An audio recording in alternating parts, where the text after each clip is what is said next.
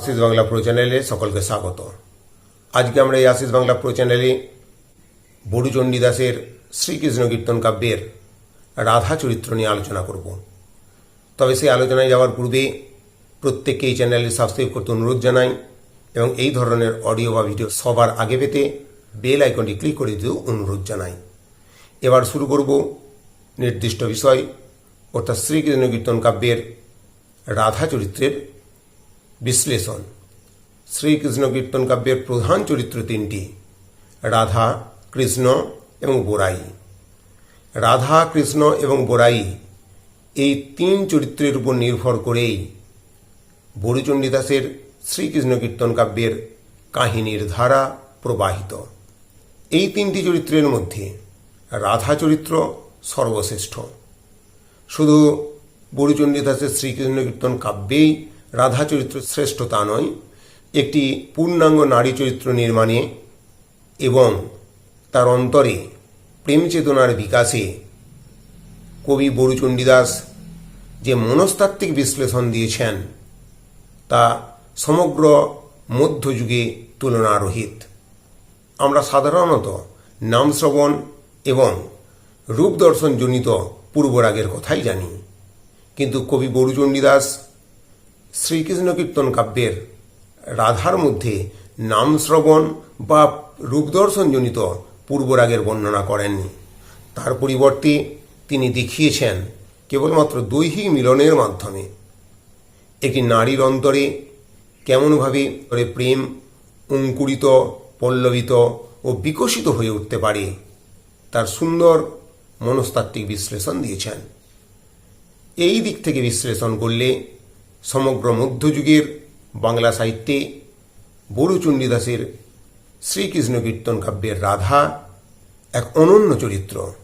তাই মাননীয় সুকুমার সেন তার বাংলা সাহিত্যের ইতিহাস গ্রন্থে যথার্থই বলেছেন, রাধা চরিত্রের বিকাশে ও পরিণতিতে কবি যে দক্ষতা ও চাতুর্যের পরিচয় দিয়েছেন তাহা পুরানো বাংলা সাহিত্যে দ্বিতীয় রহিত।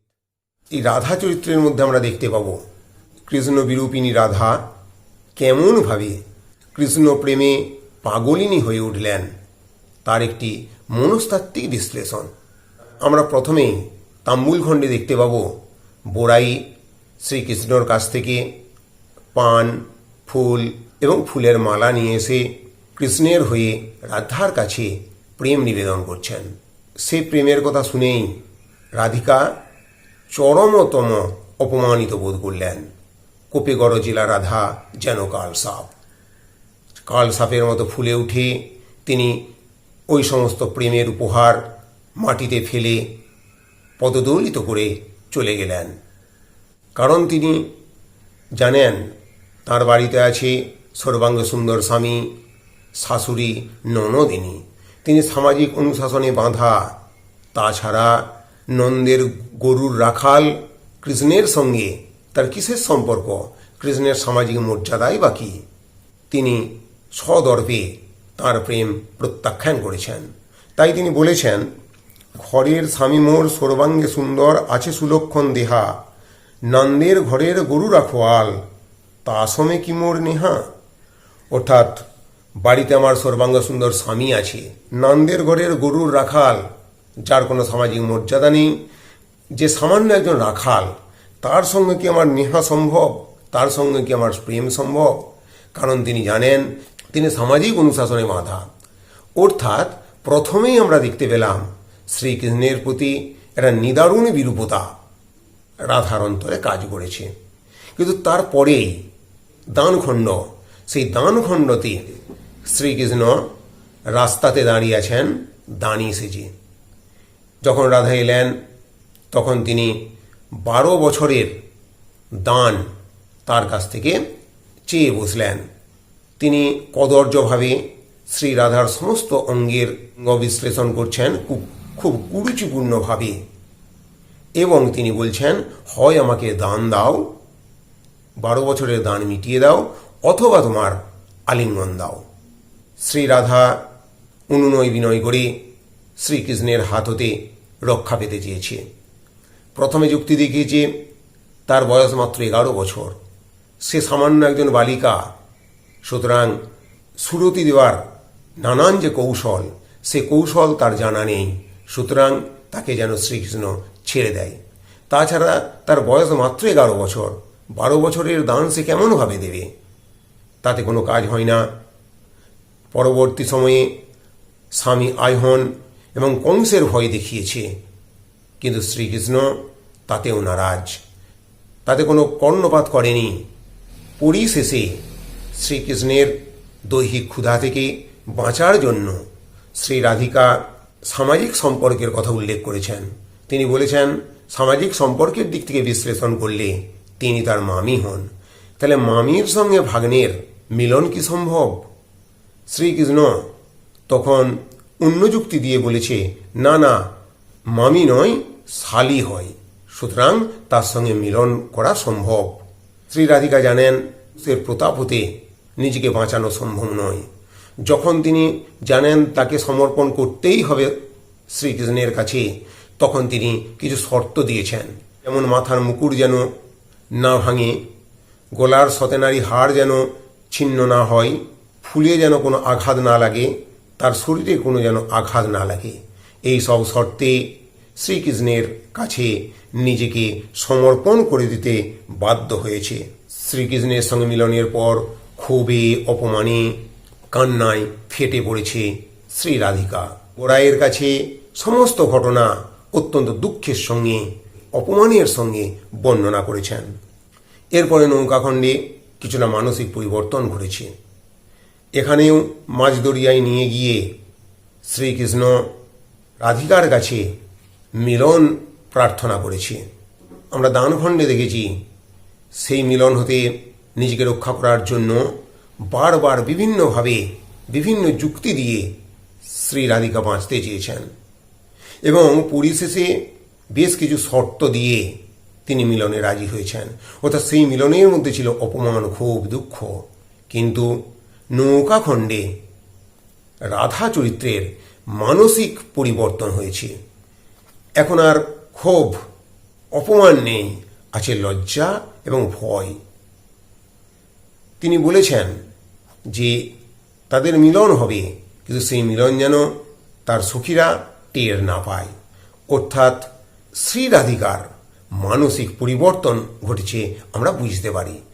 এইখানে রাধা চরিত্র বিশ্লেষণ করতে গিয়ে কবি বড়ুচণ্ডীদাস বলছেন, রাধার মনত তবে জাগিল মদন। রাধা এখানে প্রথম দেহসুখ অনুভব করেছে, কারণ আইহন ছিলেন নপুংসক। নারীদের দেহ উপভোগ করার মতো শরীর তার ছিল না। সুতরাং শ্রী রাধিকা দৈহিক উপবাসী ছিলেন। এই প্রথম দেহসুখ অনুভব করলেন শ্রী রাধিকা। এরপরেই রাধিকার মন ধীরে ধীরে কৃষ্ণের প্রতি আকৃষ্ট হবে এবং তিনি কৃষ্ণ প্রেমে পাগলিনী হয়ে উঠলেন। তার প্রতিটি মনস্তাত্ত্বিক স্তর বড়ুচণ্ডীদাস সুন্দরভাবে ব্যাখ্যা করেছেন। নৌকাখণ্ডে মিলন হল। খণ্ডে আমরা গিয়ে দেখেছি যে অপমানে, দুঃখে, ক্ষোভে ফেটে পড়ে তিনি বড়াইকে সব কথা বলে দিয়েছিলেন। কিন্তু নৌকাখণ্ডে তিনি কিন্তু বড়াইকে সব কথা বললেননি, বরঞ্চ বলেছেন যে তাকে শ্রীকৃষ্ণ বড় উপকার করেছে। নদীতে বড় বড় ঢেউ, সেই ঢেউ অতিক্রম করে অতি সতর্কে, অতি সাবধানে কানাই তাকে কূলে পৌঁছে দিয়েছেন। এরপর ভারখণ্ড এবং ছত্রখণ্ডে সেই প্রেমের ধারা বেশ কিছুটা অগ্রগতি হয়েছে। ভারখণ্ডে দেহসুখ দেবার নাম করে শ্রীকৃষ্ণকে দিয়ে দধি, দুগ্ধ প্রভৃতির হাঁড়ি বইয়ে নিয়েছেন এবং উলটি উলটি রাধা কাহ্ন পানে চায়। এইসব লাইন প্রমাণ করে যে শ্রীকৃষ্ণের প্রতি শ্রী রাধা ধীরে ধীরে অনুরক্ত হয়ে উঠেছেন, তিনি তাকে ভালোবেসে ফেলেছেন। অর্থাৎ দেহসুখের মধ্য দিয়ে, দৈহিক মিলনের মাধ্যমে একটি নারীর অন্তরে প্রেম সঞ্চারিত হয়েছে এবং বিকশিত হয়ে উঠেছে। ছত্রখণ্ডেও তিনি সরাসরি বলেছেন, কানাই দিব সুরতি। কোন শর্তে? কোন শর্তে তিনি তাকে সুরতি দেবেন? না, এই যে ভীষণ রোদ, এই রোদে যদি শ্রীকৃষ্ণ তার মাথার ছাতা ধরে তবে তিনি তাকে সুরতি দেবেন। অর্থাৎ সুরতি দেওয়ার নাম করে কখনো ভার বহন করিয়ে নিয়েছেন, কখনো ছাতা বহন করিয়ে নিয়েছেন। এরপর বৃন্দাবন খণ্ডে সেই প্রেম অনেকটা গভীরতায় যে পৌঁছেছে। এতদিন পর্যন্ত বোরাই শ্রী রাধাকে ছলে বলে কৌশলে বৃন্দাবনে নিয়ে যাওয়ার চেষ্টা করতেন, কিন্তু এখন থেকে দেখা যাচ্ছে শ্রী রাধা বৃন্দাবনে যাওয়ার জন্য নানান ছলাকলা নিজেই অনুসরণ করছেন। বোরাইকে তিনি বারবার বলছেন যে তিনি যেন তার শাশুড়িকে বলেন বৃন্দাবনে যাওয়ার কথা।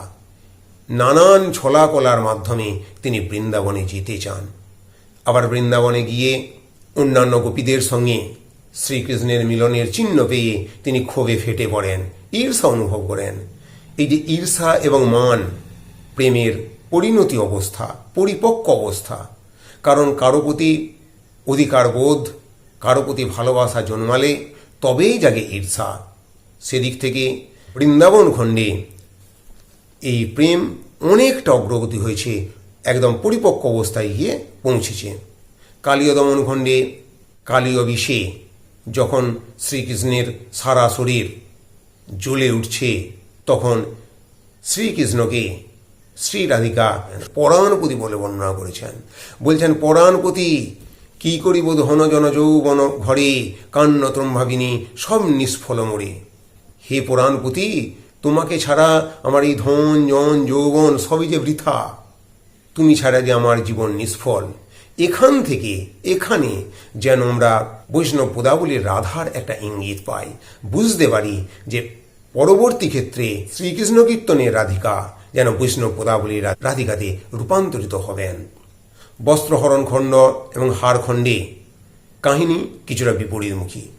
রাধা চরিত্রের বাইরের যে আচার আচরণ, সেই আচার আচরণে কিছুটা বিরূপতা লক্ষ্য করে গেলেও এইখানেই কিন্তু কবি বলেছেন, উলটি রাধা চাহিল নয়নে। অর্থাৎ রাধা উল্টে উল্টে চায়, অর্থাৎ রাধার অন্তরে কিন্তু শ্রীকৃষ্ণের প্রতি একটা প্রেম গভীর থেকে গভীরতরভাবে বিরাজ করছে, তা আমরা বুঝতে পারি।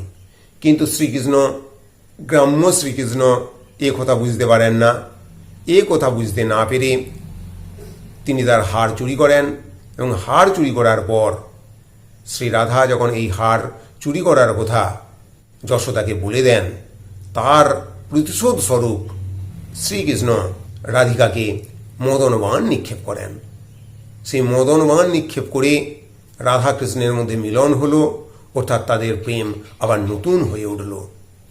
এরপরে বংশীখণ্ডে প্রেমের পরিণতি এবং গভীরতা লক্ষ্য করা যায়। এই প্রেমের পরিণতি এবং গভীরতার সঙ্গে এসে মিশেছে চোখের জল। অর্থাৎ এখান থেকেই শ্রী রাধা চরিত্র বৈষ্ণব পদাবলী রাধিকার দিকে যেন ধাবমান। শ্রীকৃষ্ণের বাঁশির সুর তাকে চঞ্চলা করে তোলে, তাকে উন্মনা করে তোলে। সুতরাং এই বাঁশির সুর শুনে তিনি আর ঘরে থাকতে পারেন না, তিনি ছুটে চলে যান শ্রীকৃষ্ণের কাছে। শ্রীকৃষ্ণের বাঁশি শুনে তাই তিনি বলেন, কেনাবাসি পায়ে বোরাই কালিনী নই কুলে, কেনাবাসি পায়ে বোরাই এগোডো কুলে, আকুল শরীর মোর ব্যাকুল মন, বাঁশির শব্দে আওলাইল রন্ধন। পরিশেষে শ্রীকৃষ্ণকে পাবার জন্য শ্রী রাধিকা বোরাইয়ের পরামর্শে শ্রীকৃষ্ণের বাঁশি চুরি করেছেন। এরপরেই রাধা বিরহ। দিন যায় কিন্তু কৃষ্ণ তো ধরা দেয় না। রাধা বিরহ অংশে রাধার যে বিরহ ব্যাকুলতা, সেই ব্যাকুলতা পদাবলীর রাধাকে স্মরণ করিয়ে দেয়। এখানে রাধার মধ্যে কোনো চঞ্চলতা নেই, চপলতা নেই, রাগ নেই, হাসি নেই, তিনি ব্যঙ্গ নেই, বিদ্রুপ নেই। তিনি জলে স্থলে আকাশে বাতাসে শয়নে স্বপনে শুধু কৃষ্ণকে কামনা করেন, কৃষ্ণের নামই জপ করেন। এই পর্যায়ে রাধিকার বিলাপ বেদনা যেন বৈষ্ণব পদাবলীর রাধাকে স্মরণ করিয়ে দেয়। রাধার বিরহ বর্ণনা করতে গিয়ে কবি বলছেন, এ ধন যৌবন বোরাই সবই অসার, ছিন্নিয়া পেলাইব গজমকুতার হার। এই গজমকুতার হার ছিঁড়ে আমি শ্রীকৃষ্ণের কাছে ছুটে যাব। অর্থাৎ যে রাধিকা শর্ত দিয়েছিলেন তার গজমকুতার হার যেন না ছিঁড়ে মিলনের ফলে এখন তিনি বিভিন্ন কাহিনীর মধ্য দিয়ে যখন এগিয়ে চলেছে, একেবারে পরিশেষে যখন রাধা বিরহ অংশে আমরা প্রবেশ করেছি, তখন দেখতে পাই শ্রী রাধিকা বলছেন যে কোথায় আমার কানাই, আমার জীবন যৌবন ধন সব তাকে আমি উৎসর্গ করতে চাই, আমার অজমকুতার হার ছিঁড়ে আমি তার সঙ্গে মিলিত হতে চাই। আকাশে বাতাসে শয়নে শ্রবণে রাধা বিরহের অংশে রাধিকা সর্বত্রই কৃষ্ণ প্রেমে পাগলিনী হয়ে উঠেছেন। এইভাবে কবি বড়ু চণ্ডীদাস শ্রীকৃষ্ণ কীর্তন কাব্যে রাধা চরিত্রের মধ্যে যেভাবে মনস্তাত্ত্বিক বিশ্লেষণ এনেছেন, অনেকটা আমাদের বাঙালি ঘরের মতো। সাধারণভাবে বাঙালি ঘরে যখন বিয়ে হয় তখন স্বামী স্ত্রীর মধ্যে তেমন কোনো ভালোবাসার জন্ম হয় না, কারণ একে অপরের সঙ্গে অপরিচিত। হঠাৎ করে বললেই ভালোবাসার জন্মগ্রহণ হয় না। তারপর তাদের দৈহিক মিলনের ফলে ধীরে ধীরে একে অপরের অন্তরে ভালোবাসার সৃষ্টি হয়। যেন সেই ধরনের গুরু চণ্ডীদাস দৈহিক মিলনের দ্বারা শ্রী রাধার অন্তরে শ্রীকৃষ্ণের জন্য কেমন ভাবে প্রেম জেগে উঠল এবং তিনি কৃষ্ণ প্রেমে পাগলিনী হয়ে উঠলেন, তার সুন্দর মনস্তাত্ত্বিক বিশ্লেষণ করেছেন। সে যুগের বুকে দাঁড়িয়ে এই মনস্তাত্ত্বিক বিশ্লেষণ সত্যি তুলনারহিত। তাই শ্রীকৃষ্ণ কীর্তনের রাধা চরিত্র শুধু মধ্যযুগের বাংলা সাহিত্যে কেন, সমগ্র বাংলা সাহিত্যে এমনকি আধুনিক যুগেও পরিপ্রেক্ষিতেও শ্রীকৃষ্ণ কীর্তনের বড়ু চণ্ডীদাসের শ্রী রাধিকা তুলনারহিত। তাঁর চরিত্রের যে মনস্তাত্ত্বিক বিশ্লেষণ কবি দিয়েছেন তা সত্যিই অনবদ্য। আজ এই পর্যন্তই। সকলকে